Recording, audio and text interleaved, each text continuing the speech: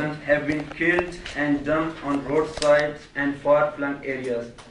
World human rights groups like Human Rights Watch, Amnesty International, Asian Human Rights Commission, and others have extensively documented Pakistan Army's kill and dump policy in Balochistan.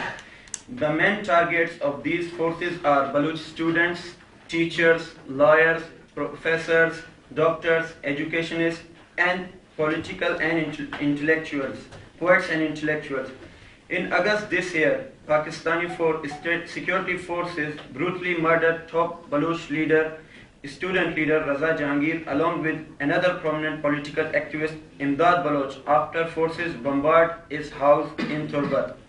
The human rights situation in Balochistan is alarming, but to understand the real crisis, we need to go back to in history. Not many know mineral-rich Balochistan was forcefully occupied by Pakistan on gunpoint on March 27, 1948. The Baloch people have since then been subjected to Pakistan's ruthless genocidal policies. Thousands of innocent civilians have been killed by Pakistan Army. For the Baloch people, history's worst time is repeating itself.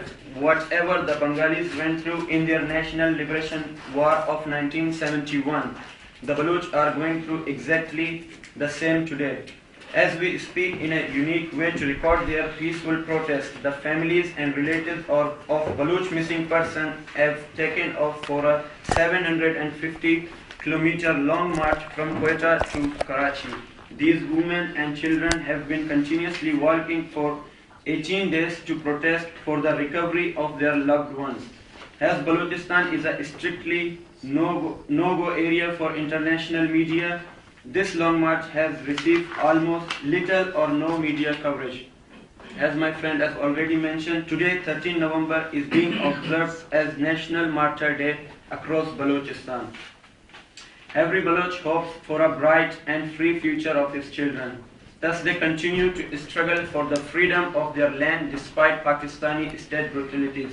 And we sure one day we will achieve our freedom. The same genocidal policies are being carried out by Iranian regime in Iranian occupied Balochistan. They've executed like 30 Baloch in just last month, and more than 30 or 39 Kurds, the Awazis, the Arab people are also being subject to that in Iran by Iranian regime. So also Afghan is what?